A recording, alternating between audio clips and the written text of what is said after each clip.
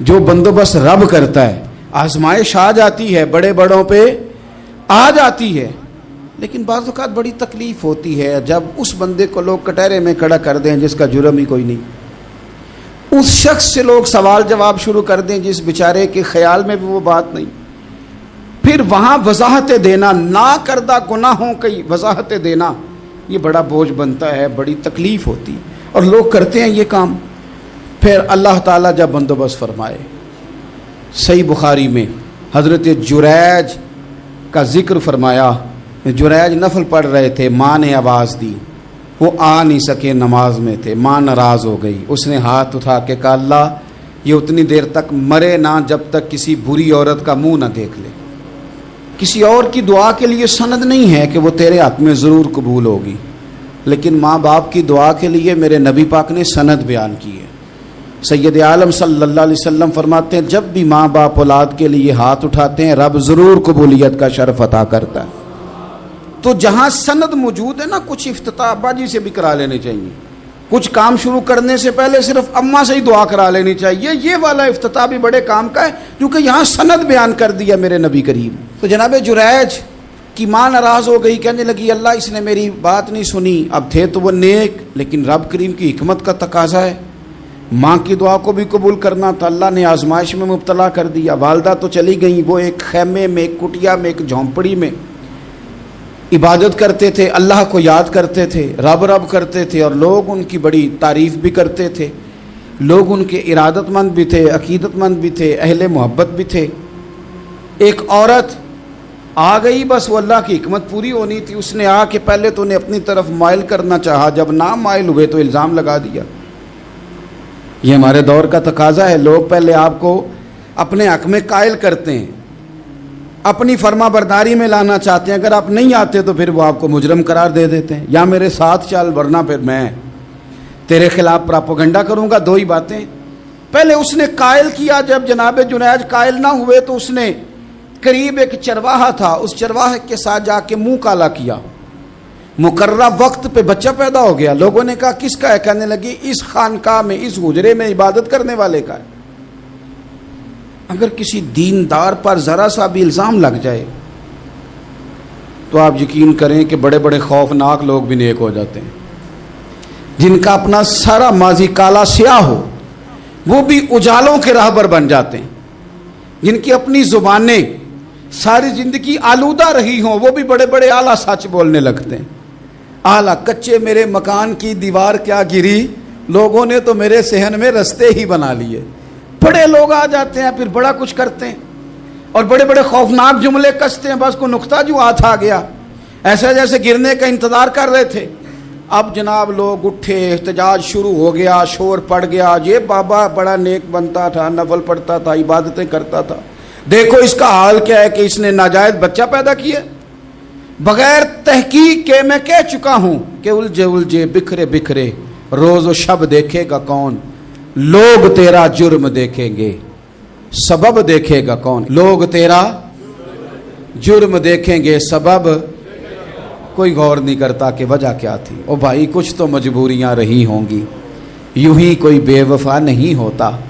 الزام لگا دیا, شور ہوا, احتجاج ہوا, دنیا اکٹھی ہوئی, ان کا انہوں نے حجرہ گرا دیا, مارا بھی, پیٹا بھی, ایک نیک آدمی کو بدنام بھی کیا, برا بھلا بھی کہا, گالیاں بھی دی, جو کر سکتے تھے کیا.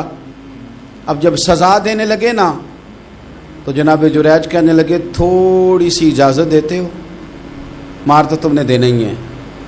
کہا جناب ٹھیک ہے دیتے ہیں. انہوں نے کہا صرف 2 نفل پڑھنے ہیں. اب وہ نفل پڑھ رہے تھے تو لوگ اس وقت بھی کہہ رہے تھے فراڈ ہی کر رہا ہے, دھوکہ ہی دے رہا ہے, چونکہ ذہن بن گیا نا, بدگمانی آ گئی. انہوں نے 2 نفل پڑھ کے ہاتھ اٹھائے, کہا اللہ جانا تو میں نے ہے, پر اس رسوائی کے ساتھ جنازے تک نہیں خراب ہو جاتے, قبریں تک نہیں لوگ بدنام کر دیتے. کہ اللہ جانا تو ہے, پھر اس رسوائی کے ساتھ تو میری مدد فرما. اب تو میرا کیس تیری ہی عدالت میں ہے, تو رحمت کا دروازہ کھول. ہاتھ اٹھائے, دعا مانگی, نفل پڑھے, پورے مجمع پہ نظر دوڑائی, کوئی نہیں تھا سپورٹ کرنے والا. کل تک جو کہتے تھے نا تیرے لیے جیئیں گے, تیرے لیے مریں گے, ساری عمر ہی آٹا گدا ہے. لکھاں کیتے نہیں پیڑے, اب وقت آیا تے محمد بخشا کوئی نہیں ہو بیٹھا نیڑے, ایک بندہ بھی نہیں تھا, ووٹر سپورٹر ساتھ دینے والا کوئی نہیں تھا. تو جناب جنید بچے کی طرف اشارہ کر کے کہنے لگے کوئی نہیں بول رہا, تو ہی بول کے بتا دے تیرا باپ کون ہے, تو ہی بول کے بتا دے کون ہے. اللہ اکبر. میرا رب جب چاہے تو بچے بولتے ہیں, رب چاہے تو گونگے بولتے ہیں, رب جب چاہے تو پھر پتھر بھی بولتے ہیں. جب کہا نا تو ہی بتا تو بچہ بولا اور بول کے کہنے لگا میرا باپ جریج نہیں, میرا تو وہ ہے جو بکریاں چرانے والا ہے, وہ میرا باپ. جب رب کریم نے توفیق دی تو بچہ بول پڑا. جب رب بندوبست کرتا ہے کسی کی عزت کی حفاظت کا تو پھر کوئی اسے رسوا کر سکتا. یاد رکھنا جب رب محافظ ہو تو پھر لوگوں کا پراپوگنڈا وہاں کچھ کر سکتا. لوگ کئی دفعہ بڑا گہرا جال بنتے ہیں, سازش کا رنگ بڑا گہرا ہوتا ہے, عام سادے آدمی اس کو سمجھ نہیں پاتے, اس پراپوگنڈے کا حصہ ہو جاتے ہیں, انہیں پتہ ہی نہیں چلتا یہ بات دراصل کیا کی جا رہی ہے.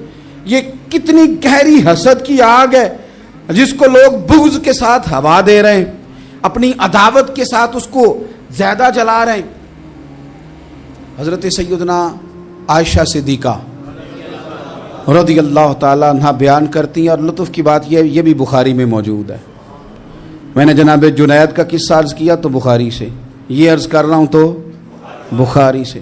یہ واقعہ میں حضور کی امت کے کسی ولی کا بیان کرتا تو لوگوں نے کہنا تھا ہماری سمجھ میں نہیں آتا. بعض لوگوں کا خیال ہے کہ داتا صاحب کی کرامت بھی نبی پاک کی بیان کریں. او خدا کے بندوں کو خیال کرو, داتا صاحب تو کئی سو سال بعد آئے ہیں, وہاں اگر کوئی کرامت ہوگی تو حضور بیان کریں گے. اگر نبی کریم نے پچھلے بنی اسرائیل کے ولیوں کی کرامتیں بیان کر کے تمہیں بتائی ہیں تو اس کا معنی یہ ہے کہ اگر وہاں اللہ یہ شان عطا کر سکتا ہے تو تم تو امتوں کی سردار امت ہو, ان پر تو نیرا فضل ہے, تم پر تو رب کا فضل کبیر ہے. تو بس لوگ سمجھنے کو تیار نہیں, پچھلوں کی مان لیتے ہیں. جناب آصف بن برخیہ کی کرامت جو سورہ نمل میں آئی وہ تو مانیں گے, پر غوث پاک کی کرامت یہ پتہ نہیں عجیب فلسفہ ہے اور کس طرح کا فلسفہ ہے, یہ سمجھ سے بالاتار ہے کہ بنی اسرائیل کا کوئی ولی ہو تو اس کی کرامت ہو سکتی ہے اور نبی پاک کی امت کا ہو تو اس کی ہو ہی نہیں سکتی. کیا معنی ہے اس بات کا؟ اور لوگ ہیں کہ داد و تحسین دے رہے ہیں, واہ واہ کر رہے ہیں. اللہ تعالیٰ سمجھنے کی توفیق عطا فرمائے. حضرت عائشہ صدیقہ رضی اللہ تعالیٰ عنہ فرماتی ہیں ایک عورت تھی اور اسے نبی پاک صلی اللہ تعالیٰ علیہ وسلم نے وہ کلمہ پڑھ کے مسلمان ہوئی, مدینہ طیبہ آ گئی تو حضور نے مسجد نبوی شریف میں اس کے لیے مکان, ایک سادہ سا کمرہ ساتھ مسجد کے بنوا دیا, وہیں رہنے لگی. اکثر وہ سیدہ طیبہ کے پاس آتی تو حضرت عائشہ صدیقہ رضی اللہ تعالیٰ عنہ فرماتی ہیں وہ بڑی باتیں سناتی اور آخر میں کہتی وہ ہار والا دن بھی بڑا عجیب دن تھا اور میرے رب کی قدرتوں کا دن تھا, وہ بھی بڑا عجیب دن تھا. سیدہ عائشہ صدیقہ رضی اللہ تعالیٰ عنہ ایک دن فرمانے لگی کہ تو ہار والے دن کا بڑا ذکر کرتی ہے, وہ کیا دن تھا؟ تو خاتون کہنے لگی اماں جی وہ دن تھا جب میرے رب پر بھروسہ اور مضبوط ہو گیا, جس دن میرا اپنے رب پر توکل اور بڑھا, میرے ایمان میں یقین میں اور پختگی آئی. کہنے لگی میں ایک گھر کی کنیز تھی, نوکرانی تھی, اس گھر میں ایک بچی تھی جس کے پاس سونے چاندی ہیرے جواہرات کا ہار تھا. اس زمانے میں نا چمڑے کے اوپر لوگ ہیرے جواہرات لگاتے تھے, کئی دفعہ سرخ رنگ کے چمڑے پہ لگائے جاتے تھے. وہ بچی پہنتی تھی تو کہتی ہیں وہ بچی کے اس نے اتار کے رکھا یا اس سے گرا وہ ہار تو چیل اسے اٹھا کے لے گئی گوشت سمجھ کے اور میرے سامنے اٹھا کے لے گئی. گھر والوں نے مجھ سے پوچھا, یہ بخاری میں موجود ہے, گھر والوں نے پوچھا مجھ سے کہ وہ ہار کہاں ہے, تو میں نے کہا چیل اٹھا کے لے گئی. گھر میں کچھ چوری ہو جائے تو سب سے پہلا الزام کس پہ لگتا ہے؟ ملازمین پہ. کہتے انہوں نے مجھے بڑا مارا, بڑی تکلیف تھی, حتیٰ کہ میری شرمگاہ تک کی تلاشی لی, میری عزت اتنی خراب کی میں بتا نہیں سکتی. میں نے اپنی زندگی میں ایک واقعہ دیکھا, ایک امیر گھر میں چوری ہو گئی, ملازم کو اتنا مارا کہ وہ چارپائی پہ پڑ گیا. پولیس والوں سے اتنی مار پروائی گئی کہ وہ بیچارہ چارپائی پہ پڑ گیا اور پھر وہ اتنا بیمار ہوا اور کچھ دنوں کے بعد پتہ چل گیا کہ چور تو اپنا بیٹا ہے ان کا. پھر اس کا انتقال ہو گیا. اب وہ سیٹھ صاحب اور گھر والے آ کے مرنے والے کے کان میں معافیاں مانگ رہے ہیں, کان میں تو میں نے ان سے پھر کہا تھا کہ یہ تو اب چلا گیا ہے، تمہارا زور چلتا تھا نا، تو تم نے قانون خریدا اور تم نے اسے جتنا ہو سکا تم نے اسے مار پڑوائی، تمہارے پاس جو عدالتیں تھیں تم نے وہاں کارروائی کی، اب ایک عدالت قیامت کے دن لگے گی۔ یہ کمزور تھا نا، کچھ کر نہیں سکا۔ میرے نبی پاک صلی اللہ علیہ وسلم نے فرمایا سن لو، اگر سینگ والی بکری نے بغیر سینگ والی بکری کو تکلیف دی ہوگی نا تو قیامت کے دن اسے بھی بدلہ دینا پڑے گا کہ تیرے پاس سینگ تھے اور تو نے اسے مارا تھا۔ وہ خاتون عرض کرتی ہے سیدہ عائشہ کی خدمت میں کہ مجھے بڑا مارا، مجھے تکلیف دی، میں کہہ رہی تھی کہ میرے سامنے چیل لے گئی ہے پر وہ نہیں مان رہے تھے، اماں جی انہوں نے مجھے بڑا مارا۔ حضرت عائشہ صدیقہ کہتی ہیں پھر کیا ہوا؟ کہنے لگی اماں جی جب کوئی میرا مددگار نہ رہا، مجھے تکلیف دے رہے تھے، رسوا کر رہے تھے، تو میں نے اپنے رب سے مدد چاہی، میرے رب کی طرف میں نے توجہ کی، میں نے کہا مالک اب تو ہی میرا مددگار ہے۔ کہتی ہے وہ مجھے مار رہے تھے تو وہ چیل جو ہار لے گئی تھی وہی لے کے واپس آ گئی، اور ہمارے سروں کے قریب لا کے اس نے جب اس ہار کو پھینکا وہ مجھے چھوڑ کے سائیڈ پہ ہوئے، وہ میری بے گناہی جان گئے، لیکن آپ کو بتاؤں اس دن سے میرا اپنے رب پر یقین اور بڑھ گیا۔ مجھے سمجھ آ گئی کہ جب انسان پورا ٹوٹ جاتا ہے اور جب کوئی چاروں جانب اس کا مددگار نہیں ہوتا تو رب تو ہوتا ہے نا، اللہ تو اس کا مددگار ہوتا ہے نا، وہ تو پھر اپنے اس بندے کی مدد کرتا ہے نا، پھر وہ تو توانائی دیتا ہے نا، وہ تنہا نہیں چھوڑتا، وہ تو آنسوؤں والوں کے آنسوؤں پہ بڑا کرم فرماتا ہے، وہ تو قسم پرسی میں آ جاتا ہے، اس کی رحمت بڑھ کے استقبال کر لیتی۔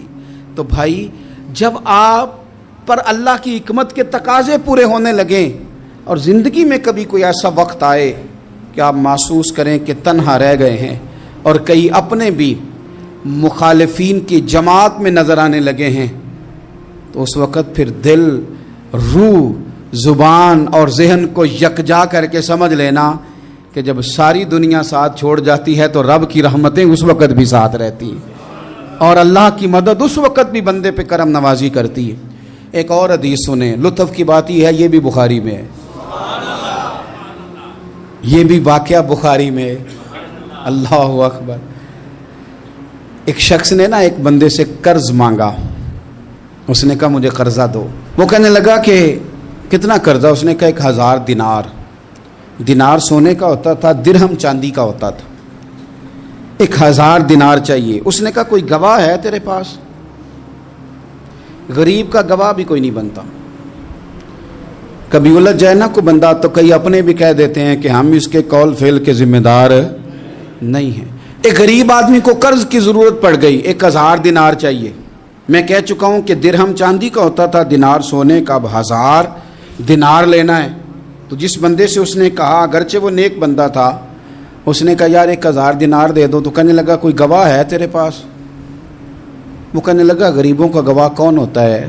ہاں ایک گواہ ہے۔ کہا کون؟ کہا میرا رب، وہ تیرے اور میرے بیچ گواہ ہے۔ اس نے کہا کوئی کفیل، اگر تو پیسے نہ دے سکے تو وہ بعد میں دے دے، یا تجھے کچھ ہو جائے تو وہ دے دے۔ اس نے کہا کفیل بھی میرا اللہ ہی ہے، میرے پاس اگر ہے تو رب کریم کا نام ہے، اگر اعتماد کر سکتا ہے تو کر لے۔ بندہ نیک تھا، اس نے کہا رب کے نام پہ، رب کی کفالت پہ، اللہ کو گواہ بنا کے میں تیار ہوں تجھے 1000 دینے کو۔ اس نے 1000 دینار دے دیا، وقت واپسی کا طے ہو گیا، وہ چلا گیا پیسے لے کے۔ اس نے پوری محنت کی کہ میں نے وقت پہ پیسے لوٹانے، پوری محنت بھی کر لی، اللہ نے مدد بھی کر دی، پیسے بھی اس تاریخ کو اسے مل گئے۔ بعض لوگوں کا تو لوٹانے کا دل ہی نہیں نہ ہوتا۔ فرمایا حدیث پاک میں کہ تو لوٹانے کا ارادہ کر، رب تیری مدد بھی فرمائے گا۔ لیکن یہاں بہت سارے لوگ کہتے ہیں خیر ہے، ارادہ ہی نہیں، تو پھر جس طرح کا بندے کا گمان ہو رب بھی اسی طرح کا معاملہ فرماتا ہے۔ اس نے پیسے جمع بھی کر لیے اور واپس دینے کو تیار بھی ہو گیا، لیکن رستہ بحری جہاز کا تھا، کشتی کا تھا، دریا کے رستے واپس آنا تھا۔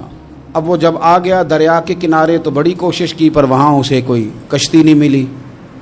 وقت پہ پیسے لوٹانے ہیں، سفر کرنا ہے، اب سواری میسر نہیں ہے۔ سوچ سوچ کے پریشان تھا کہ میں نے تو اللہ کے نام پہ لیے۔ اچانک دل میں ایک تجویز آئی، اس نے ایک لکڑی لی، لکڑی کو اندر سے کھولا، 1000 دینار اس میں بھرا۔ بخاری پڑھ رہا ہوں۔ اور ساتھ ایک خط بھی لکھا کہ یار میں پیسے پہنچانا چاہتا تھا پر مجھے کوئی چیز نہیں ملی دریا کے اس پار آنے، اللہ کے نام پر تیری طرف روانہ کر رہا ہوں۔ اور یہ کہہ کہ وہ لکڑی دریا میں رکھ دی، وہ لکڑی ڈوب گئی ہے، واپس آ گیا۔ وہ جس نے پیسے لینے تھے وہ عین مقررہ وقت پر دریا کنارے آیا، صبح سے سر شام تک اس نے انتظار کیا۔ دل ڈھلنے لگا تو دل میں خیال آ گیا کہ یار نہیں، اس نے دینے ہی نہیں، جھوٹا وعدہ کر گیا، پہنچا ہی نہیں وقت پہ۔ اب جب واپس لوٹنے لگا تو اچانک دریا میں ایک لکڑی تیرتی ہوئی دکھائی دی، کہنے لگا لے جاتا ہوں، شام کو روٹیاں پکانے کے کام آئے گی، ایندھن بنا کے جلا لوں گا، ہنڈیا پک جائے گی۔ لکڑی اٹھا کے جلانے کے لیے گھر لایا، گمان تھا کہ وہ نہیں آیا وعدہ کر کے، اللہ کو کفیل اور وکیل بنا کے اور گواہ بنا کے پھر بھی نہیں آیا۔ لکڑی لے کے گھر گیا، بخاری ہے، اور جب اس کو چیرا نہ کہ میں اس کی آگ جلاؤں گا، کھولا تو اندر سے 1000 دینار بھی نکل آیا، خط بھی نکل آیا۔ اب ذرا سمجھنا، اس کے دل میں بات کس نے ڈالی کہ تو لکڑی میں پیسے ڈال دے؟ اللہ نے۔ اس بندے کو مقررہ وقت پہ کنارے بھیجا کس نے؟ لکڑی صرف اسی کے ہاتھ آئی تو یہ بندوبست کیا کس نے؟ اللہ نے۔ گھر جا کے چیری تو پیسے بحفاظت اس تک پہنچائے کس نے؟ تو پھر ہمیں بھی توجہ اللہ کی جانب ہی کرنی چاہیے، ہمارے پہ دل کی توجہ رب کی طرف ہی ہونی چاہیے نا، ہمیں ادھر ادھر جانے کی، دیکھنے کی، بندوں پر غور کرنے کی ضرورت کیا ہے؟ وہ پیسے پہنچ گئے، یہ وہاں اپنی جگہ پہ پریشان تھا، اس نے 1000 دینار اور جمع کیا۔ پھر دوبارہ ایک دن دریا کنارے آیا، کشتی مل گئی، بیٹھ کے اپنے اس بھائی کے پاس آیا، کہنے لگا دیکھنا مجھ پر بدگمان نہ ہونا، پیسے اس تاریخ کو بھی جمع کر لیے تھے، دریا پہ آیا تھا پر کشتی نہیں ملی تھی، پھر میں نے نا لکڑی میں ڈال کے خط ڈال کے تیری طرف بھیج بھی دیے تھے، لیکن آج میں پھر لے کے آ گیا ہوں۔ وہ کہنے لگا خوش ہو جا، جس رب کو تو نے میرا اور اپنا گواہ بنایا تھا اس رب نے میرے تک پہنچا بھی دیے ہیں۔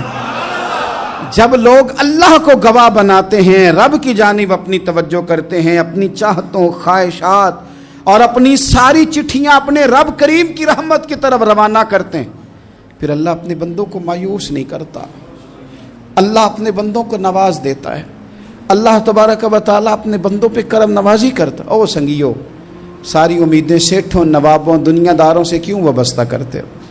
ساری توجہات کا مرکز کیوں ان لوگوں کو بناتے ہو جو تمہیں دنیا میں مضبوط نظر آتے ہیں؟ اپنی توجہات کا مرکز اپنے خدا کو بنائیے، اپنے مالک کی جانب اپنی ساری خواہشات کا رخ پھیر دیجئے، اپنی توجہات اپنے رب کی جانب کر لیجئے، وہ اپنے بندوں پہ بڑی کرم نوازی فرماتا ہے، وہ عزتوں کا بھی محافظ ہے، وہ پریشانیوں میں کرم نوازیاں فرمانے والا ہے، وہ ساتھ دینے والا ہے، وہ اس کی رحمت قریب آ کے بندے کو سہارا دیتی ہے، وہ اپنے فضل سے اپنے بندوں کی ہر مشکل میں دستگیری فرماتا ہے۔ اسیاں سے کبھی ہم نے کنارہ نہ کیا، اور تو نے بھی تو دل آزردہ ہمارا نہ کیا، ہم نے تو جہنم کی بہت کی تدبیر، پر مولا تیری رحمت نے گوارا نہ کیا۔ عدل کریں تے تھر تھر کمبن، اچیاں شانہ والے، تجھے تو فضل کریں تے بخشے جاون، میرے جے منہ کالے۔ آخر دعوایا ان الحمد للہ رب العالمین۔